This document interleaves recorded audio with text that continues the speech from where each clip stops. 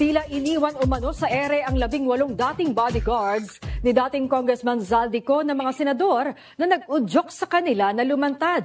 Ayon kay Congressman Benny Abante, ang 18 pa ang haharap ngayon sa kabi-kabilang kasong inihain ng mga isinasangkot nila sa flood control scandal.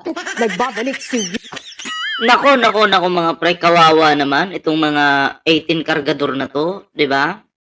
Mga uto-uto kasi, ang lalaki ng katawan pero ang liliit ng utak. 'Di ba? Halatang mga, alam mo 'yun, mga bobo. Oo, 'di ba? Nakakahiya po, 'di ba? Yung nagpagamit ka sa mga politikong sakim sa kapangyarihan na gustong makapang-agaw ng kapangyarihan na, alam mo 'yun, yung kapangyarihan ni PBBM, gusto nilang agawin para ipalit yung kapwa nila magnanakaw para tiba-tiba sila. Ngayon, medyo hindi po talaga sila nagtagumpay mga pre. Kaya, ang ginawa nila, pinangakuan itong mga bobong 18 na kargador, no, na ang tigli 5 milyon bawat isa. At ang mga bobo naman po ay kumagat. Diba? Kaya nga lang, ang paunang bayad di umano sa kanila ay 350,000 pa lamang. Diba? Tapos hanggang doon na lang. Grabe sila, ang dami na nilang kinanta, nagpalakpakan pang mga tanga, alam mo, ang saya-saya nila. Diba? Kasama ko si ano, binigyan ko ng maleta, yay! Gaganyan sila, diba? Mga bobo, diba? Ngayon, ang tanong, nasa na kayo? Ha? Iniwan na kayo ni Mike Defensor at ng mga senador na nanggamit sa inyo. Ngayon, hahabulin kayo ng batas ng mga buwakan ng ina nyo. Ha? Yari kayo. Yan kasi. 'Di ba?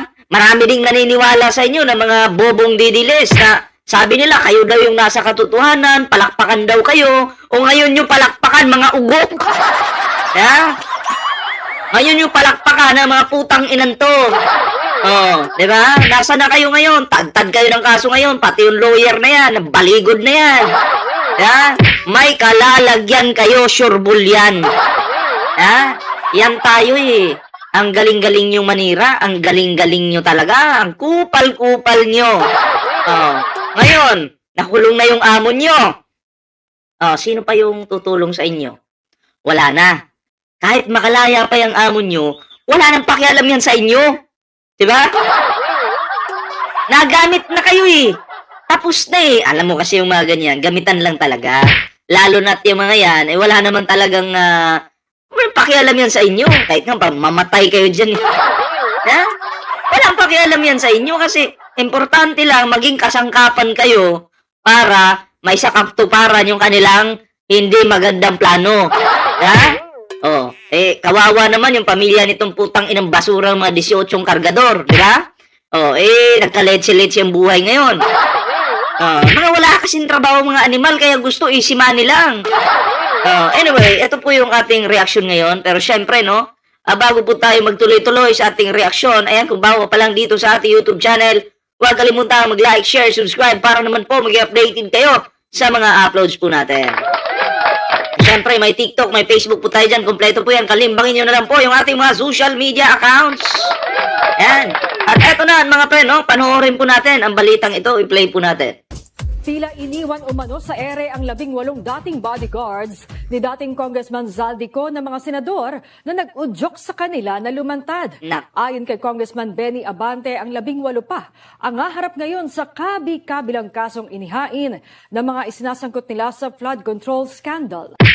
Kabila-kabila po hindi lang po isang tao kasi ilan ba yung sinangkot po nila? Hindi ko na mabilang. 'Di ba? Hindi ko na po mabilang yung dinamay nilang mga tao, may mga kilalang tao talaga na dinamay nila, mga politiko pa, 'di ba? Yari kayo dito. Hindi kayo natatakot, kabahan ka na. Yari ka ngayon. 'Di ba? Akala mo kasi pag nagpangalan ka ng isang tao, okay na, yun na yun. Di mo alam. 'Di ba? Pag ang mga kasi ang politiko talaga mga pre, ganito yan. Pag isa kang politiko, dapat hindi ka talaga balit sibuyas. Hindi ka mahilig sa kaso-kaso. Kaya nga lang, kung isa kang politiko at alam mo naman sa sarili mo na wala ka naman talagang ginawang ganyan, karapatan mo rin po magkaso. 'Di ba? Kung bashing lang sa politiko, okay lang. 'Di ba? Binabash ka, wala. Ito kasi, inaakusahan ka diretso na tumanggap ka ng pera. Hindi po basta-basta yan, ha? Oh. Syempre, kailangan mong patunayan sa publiko na malinis ka. Wala kang ganun na intensyon. At eto na po yun. Ngayon, 18 Cargadores, buha ka ng ina nyo, nasa na kayo ngayon? Saan kayo nagtatago ngayon? Sa panty ng mga misis nyo? Sa ilalim ng aparador, saan? Ang papangit nyo pa naman, promise. Pag kayo nakulong, lalo kayong papangit. Totoo. Hindi nyo naisip yun? Ang babaho pa ng pagmumukha nyo. Tuloy po natin to. Nagbabalik si Willie Delgado Jr. Matapos po Yan yung mga 18 Cargador. Akala mo talaga nasa katotohanan, no? Akala mo talaga may pinaglalaban. Akala mo talaga mahal na mahal nila yung Pilipinas. Pero yung pinaglalaban nila, halagang 350,000 lang pala. Alang jowa na yan. Malao ang nagpakilalang 18 dating bodyguard nang nagtatagong si Zaldico at nagpakawala ng mga umano'y pasabog, tila iniwan naman sa ere. Nagpakawala ng mga pasabog, pero iniwan sa ere. Kayo ang sumabog ngayon. 18 dating bodyguard nang nagtatagong si Zaldico at nagpakawala ng mga umano'y pasabog, tila iniwan naman sa ere ng mga senador na nagsubo sa kanila sa kapahamakan. Wala na, bye-bye. Kasi nakita po ng mga senador na yon na hindi po effective yung kanilang diskarte, yung palusot nila, yung galawan nila, hindi po epektibo po sa mata ng publiko. Sa mata ng DDS, oo. Pero DDS is DDS, tanga eh. Iilan lang ba yung DDS? Nabibilang lang po yan. Diba? Pero sa mata po ng publiko, sa mata ng batas, walang kwenta. Garbage. Kaya, nawala na rin ng gana, iniwan. Yung pangako 5 milyon, bye-bye, hindi nyo na makukuha yun. Kahit alam ko dito in the future, may ganito po yung mangyayari dyan. May babaliktad dyan. Maraming babaliktad dyan sa 18 Cargador na yan. Nag-usap-usap na yung mga putang inang papangit na mukha niya. Na in case na magkaganito-ganito, iniwan tayo sa ere, babaliktad na tayo, ha?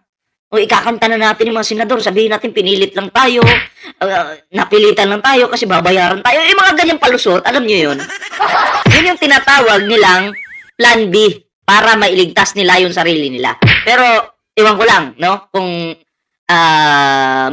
papayagan ba yan ng mga kanilang, alam mo yon, ng kanilang binangga, ng kanilang mga dinawit, no?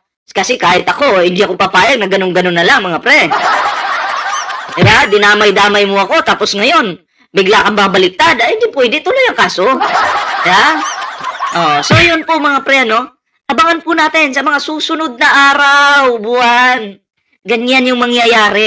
Kasi ramdam na po ng 18 Cargador ng mga pangit na to, na wala na po silang silbi ngayon. Diba? Kaya babaliktad yung mga yan. Ang sarap pagbabatukan talaga. Diba? Ang sarap pagtatadyakan harap-harapan. Matapos mauwi na lamang sa isang press conference ang ipinangakong Blue Ribbon Committee hearing kamakailan.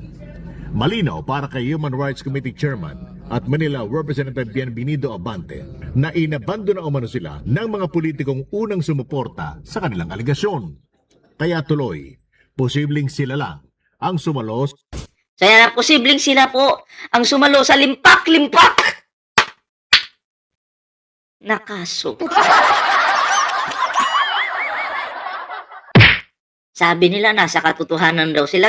Paglaban nyo! Paglaban nyo yung sinasabi nyo kayo ang nasa katotohanan. Patunayan nyo ngayon yan. Diba? Ipakita nyo yung katapangan ninyo. Dati tawa-tawa pa kayo, Happy-happy pa sila, ngayon, pukin ang ina nyo. Ay, nako po. Kayo po mga pre, ano po yung inyong opinion, reaction dito sa videong ito. Ayan, paki-comment naman para naman mabasa po natin. At eto po, no, idugtong po natin ito mga pre, itong balitang ito. Kasi nangyari po pala talaga to sa Davao mga pre. Ayan na. Oh, kasi tingnan nyo basahin po natin to. Ex-Cap says BP Duterte approve Tukhang. Ayan as Davao Mayor. Ex-Cap says VP Duterte approved Tukhang as Davao Mayor. Ayan, basahin po natin. Self-confessed former Davao Death Squad Hitman Arturo Las Cañas on Wednesday claimed that Vice President Sara Duterte allegedly complicit in the Tukhang killings by the vigilante group in Davao City when she was mayor, no? Oh, Las Cañas, a retired policeman, claimed that Duterte was the brains behind the notorious Oplan Tukhang implemented by Senator Ronald Bato de la Rosa when he was still Davao City's police chief. So, pinayagan po ni Sara Duterte yung tukhang dyan sa Davao. Pag sinabing tukhang, ano po? Yung mga pagpatay po. Di ba? Patayan. Aprobado po di umano ni Sara Duterte. Kaya itong si Sara Duterte po, mga pre, kapag ito'y natuluyang napatalsik sa kanyang posisyon bilang Vice Presidente, mga pre. Di ba? Kapag ito'y tuluyang nasipa. Siyempre, pag nasipa ka na-impeach ka na, hindi ka na makakatakbo sa kahit sa anong sa ngayon ng gobyerno. Hahabulin ka ngayon ng ICC. Malamang sa malamang, baka maunahan ka pang malabasan ng warrant of arrest kumpara dyan kay Bongo. Diba? Kasi hindi ka na makakatakbo sa kahit anong sangay ng gobyerno. Wala ka ng kapangyarihan. Diba? So malamang sa malamang, baka in the next, sa mga susunod na taon, buwan, araw, baka mabalitaan na lang natin Sara Duterte may warrant of arrest na galing sa ICC. Na, patay tayo dyan kasi aprobado mo pala yung tukhang dyan sa Davao City noong ikaw ay Mayor Sara Duterte. Ang sama-sama mo talaga. Ang daming buhay ang nawala. Ang daming buhay at kasabwat mo si Bato. Diba? Grabe ka, bait-baitan ka pa. Ikaw yung sumisira talaga sa Pilipinas akalain mo, mga inosente na dadamay na mamatay. Ako, pabor po ako sa pagpatay kung nanlaban talaga yung tao. Barilin niyo talaga yan kung nanlaban. Pero kung hindi naman po nanlaban, may umiiral po yung batas natin sa Pilipinas. Diba? Imagine, taga Davao, pinapapatay. Diba? Ikaw, DDS ka. Pasalamat ka, hindi ka na timing o naging example. Okay? Sa tukhang noon. Kasi kung naging example ka, baka yung kaluluwa mo magsabi ngayon, ayoko na pala maging DDS.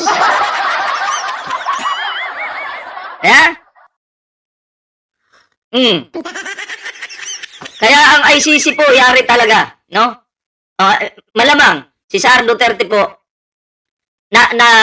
kasi bali-balita din naman mga pre na nasa listahan po talaga si Sara Duterte.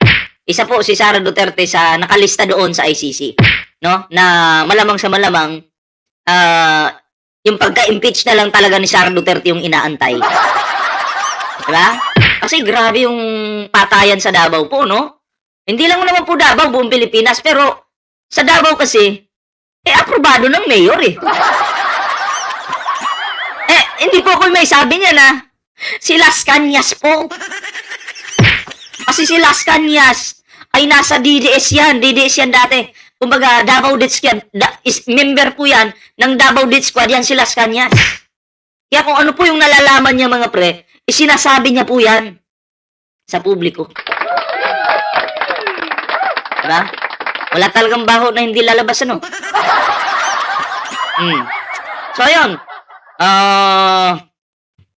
Ito pa, basahin natin. Sila ni Bato, nag-craft sila ng bagong AJK, extrajudicial killing campaign, which is Tukhang Hangyo. Las Cañas said an online press briefing. Ayan. Siya ang pasimuno nitong Oplan Tukhang noong nakaupo siyang mayor. Ang Tukhang talaga, Hangyo naman talaga dapat na kakatukin ka sa bahay mo, tapos pakikiusapan ka na mag-ano ka na, magbago ka na, magpaano ka na ba, magbago ka. Oo, and then sasama ka sa kanila para ayusin ka, baguhin ka, painumin ka ng gamot or kung anong gamot yung i-apply sa katawan mo para yung katawan mo hindi na maghanap ng droga. Ganun naman talaga dapat. Pero yung tukhang kasi nagiging marahas mga pre. No? Ang ginagawa nila mga pre, pinapatay na yung tao, pinapasok sa bahay, binabarel sa pilitan po. Tapos paglabas ng kapulisan sa panahon ni Digong, sasabihin nanlaban. Diba? Diba? Grabing mga palusot yan. O, ibang klase, ano? Grabe yung katarantaduhan, ano? Yan ang nga ba yung sinasabi ko, di ba? Kaya, Sara Duterte, binabati kita in advance. Binabati kita kasi, susunod ka pala sa tatay mo, eh. Ha? Mapupunta ka rin palang Hague. Congratulations. Congratulations po kay Sara Duterte. Anyway, mga pre, ito na, isunod po natin ito, mga pre, at bigyan po natin ng kaunting reaksyon itong Tubit Tiangco, mga pre, ano? Itong si Tubit Tiangco, ang kapal din pala ng mukha nito, no? Imbestigahan mo muna ang bakuran mo. Garvin says Tiangco has 529 million insertions in 2025 budget. Akalain mo yan, mga pre. Itong si Tubit Tiangco, panay batikos po sa administrasyon ni Pangulong Bongbong Marcos. Pero siya po pala ay merong 525 million insertions in 2025 budget. Pero hindi po natin ramdam, mga pre, kung saan napupunta ang perang ito. Diba? Saan nga ba napupunta ang mga perang ito? Kasi dyan po sa nabutas. Kada umulan po dyan, baha. Palala ng palala yung baha. Ang Pangulo, diba, ang gobyerno, nagbibigay naman po ng budget. Pero ang budget, nasa napupunta? Imbis mabawasan po yung baha, masolusyonan pa unti-unti yung baha, hindi po. Lalong lumalala. Palala ng palala, mga pre. Si Tubit Tiangco, inuuna yung batikusin yung administrasyon, banatan yung administrasyon, pero yung kanyang nasasakupan, yung kanyang bakuran, puno ng daga, puno ng basura. Lumulutang sila sa baha. Kawawa naman po yung mga nakatira sa nabutas. Hindi ka ba naawa sa mga nasasakupan mo, Tubit Tiangco? Sila binabaha. Pero ikaw, pag may baha, Tubit Tiangco, ang sarap ng buhay mo. Hindi naman lumulutang sa bahay yung bahay mo. Hindi naman pinapasok ng bahay yung bahay mo. Bagkus, pag may bahay yung lugar mo, yung bahay mo binabaha ng masasarap na pagkain. Di ba? Ang tibay-tibay mo, Tubit Tiangco. Ang kapal-kapal ng pagmumukha mo. Okay lang sana kung sabay-sabay kayong bahain, at least pantay-pantay. Pero kasi hindi ka naman talaga naka-experience ng binabaha ka, Tubit Tiangco. Galing mo talaga. Ang tibay ng mukha mo. Ang kapal-kapal. Boto pa mo sa mga ganitong klaseng basurang politiko. Sige. Sabi ko sa inyo, mga pre, ibang mukha naman, di ba? Tama na yung pagboto sa mga basahan. Tama na yung pagsuporta sa mga basahan kasi itong mga to, mga leche to eh. Leche plan. Oo nga.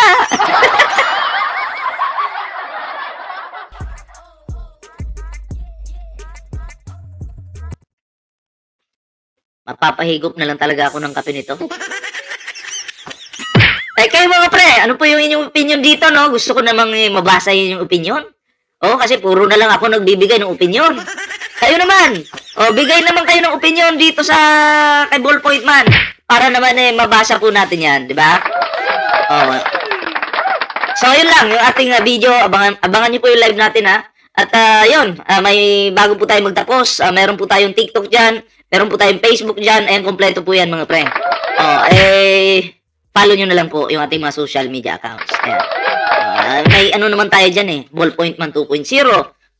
Ballpoint Man 3.0. Dalawa po yung ating Facebook page. At ang TikTok naman po natin ay Ballpoint Man 2.0. Diba? So ayan, maraming salamat po, no? At dito sa ating YouTube, huwag kalimutan mag-like, share, subscribe. Ayan. At pakishare po ang video natin ito sa inyong mga messenger, sa inyong mga GC mga pre, sa Facebook ninyo. And maraming salamat po mga pre.